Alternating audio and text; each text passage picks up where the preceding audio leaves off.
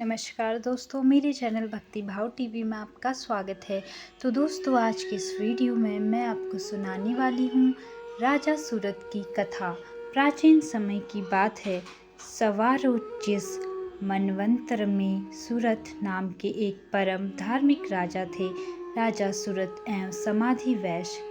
वे परम उदार थे तथा प्रजा का पुत्रवत पालन करते थे। योगवश उनके मंत्री शत्रुओं से मिल गए और शत्रुओं ने उन्हें पराजित करके उनका राज्य छीन लिया। निराश होकर राजा सूरत वन में चले गए। एक दिन वे भूखे प्यासे व्याकुल अवस्था में परम तपस्वी सुमेधा मुनि के आश्रम में पहुँचे। मुनि के पूछने पर उन्होंने अपनी संपूर्ण कथा बताई। दयालु मुनि ने उनका यथोचित सत्कार किया और उन्हें आश्रम में आश्रय प्रदान किया। एक दिन महाराज सूरत एक वृक्ष के नीचे बैठकर अपने खोए हुए राज्य एवं परिवार के विषय में चिंतन कर रहे थे।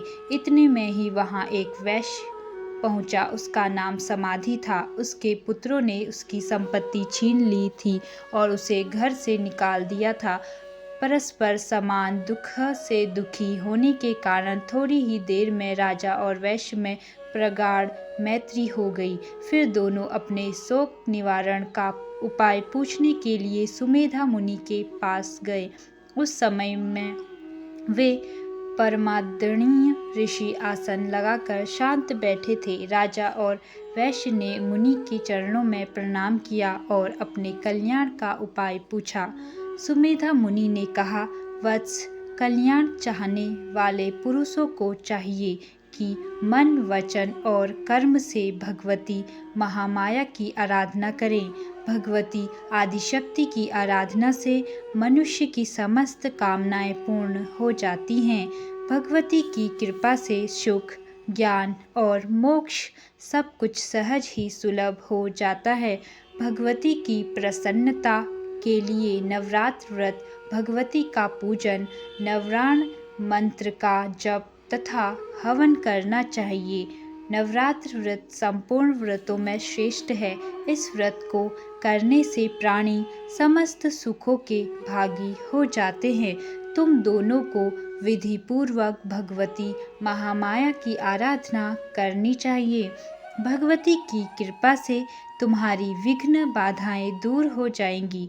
भगवती की भक्ति ही संसार के समस्त रोगों की परम औषधि तथा संसार सागर से उद्धार का सर्वोत्तम मार्ग है। इस प्रकार सुमेधा मुनि से उपदेश प्राप्त करके राजा सूरत और समाधि वैश्य एक श्रेष्ठ नदी के तट पर गए। वहां उन्होंने एक निर्जन स्थान पर बैठकर भगवती के मंत्र का जप और ध्यान करना प्रारंभ कर दिया। तपस्या करते हुए 1 वर्ष का समय पूरा हो गया। अब तक वे कुछ फलाहार करके जप और ध्यान करते थे। दूसरे वर्ष उन लोगों ने सूखे पत्ते खाकर तपस्या की। तीसरे वर्ष की तपस्या में उन्होंने सूखे पत्तों और जल का भी त्याग कर दिया। राजा सूरत और समाधि वैश्य के कठिन तप से प्रसन्न होकर महामाया भगवती ने उन्हें साक्षात दर्शन दिया और कहा, तुम दोनों की तपस्या से मैं संतुष्ट हो गई हूँ। तुम्हारे मन की अभिलाषा पूर्ण करने के लिए मैं तत्पर हूँ। भक्तों, वर मांगो। देवी की बात सुनकर राजा सूरत का स्वांग प्रसन्नता से खिल गया। उन्होंने भगवती से अपने शत्रुओं के विनाश के साथ निसंकट राज्य की याचना की। भगवती ने कहा, राजन, अब तुम घर लौट जाओ। तुम्हारे शत्रु तुम्हारा राज्य छोड़कर लौट जाएंगे। 10,000 वर्षों तक अखिल भूमंडल का राज्य करने के बाद अगले जन्म में तुम सूर्य के यहाँ जन्म लेकर मनु के पद को प्राप्त करोगे। सूरत वैश्य ने भगवती से भव बंधन से मुक्त करने वाले विशुद्ध ज्ञान की मांग की। भगवती ने मस्तु कहकर वैश्य को भी तृप्त कर दिया। इस प्रकार राजा सूरत भगवती के कृपा प्रसाद से समुद्र पर्यंत समस्त पृथ्वी का राज्य भोगने लगे और समाधि वैश्य ज्ञान प्राप्त करके मुक्ति पथ के पथिक बने। भगवती के पावन कृपा के इस प्रसंग को पढ़ने और मनन करने से ज्ञान, मोक्ष, यश, सुख सभी उपलब्ध हो जाते हैं। इसमें कुछ संदेह नहीं है। राजा सूरत की कहानी देवी महात्म्य दुर्गा सप्तशती में मिलती है, जो मार्कंडेय पुराण का एक हिस्सा है। यह कहानी देवी दुर्गा की स्तुति और महिमा का वर्णन करती है। राजा सूरत की कथा इस प्रकार है। कथा का सारांश। प्राचीन समय में राजा सूरत बहुत ही शक्तिशाली और समृद्ध राज्य के राजा थे। उनके राज्य में कोई भी बाहरी आक्रमणकारी हिम्मत नहीं करता था।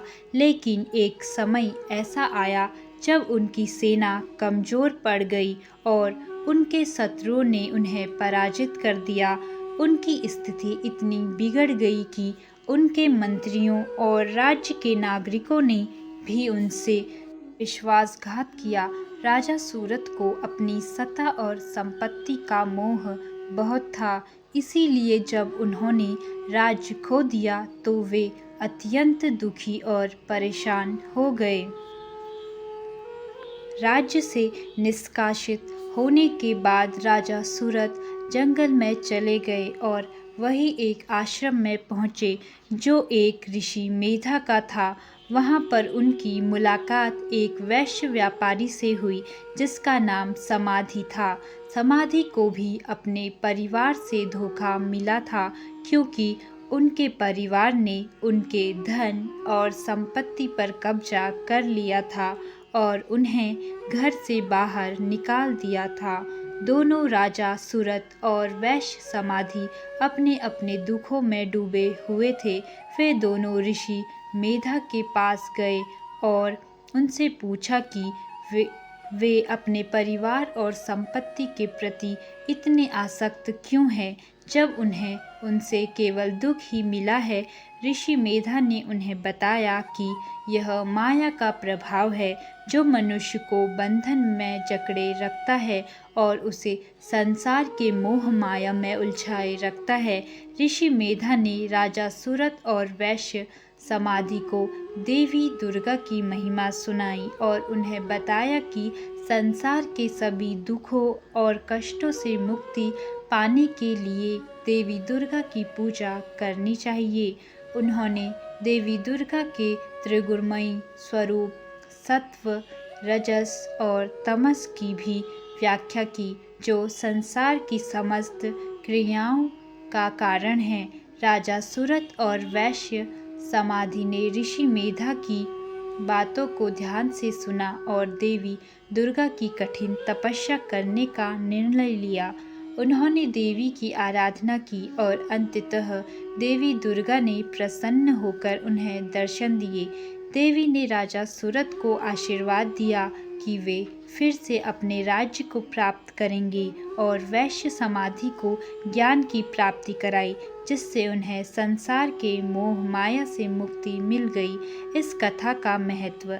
राजा सूरत की कथा यह सिखाती है कि संसार में जो कुछ भी हम देखते हैं वह माया का खेल है और इसे समझने के लिए आत्मज्ञान और देवी की कृपा की आवश्यकता होती है।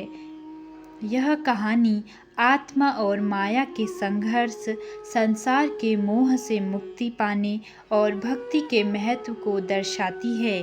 तो दोस्तों, कैसी लगी आपको यह जानकारी? कमेंट करके ज़रूर बताएं और ऐसी ही बहुत सारी कहानियों, कथाओं और जानकारियों को सुनने के लिए मेरे चैनल को सब्सक्राइब करें। धन्यवाद।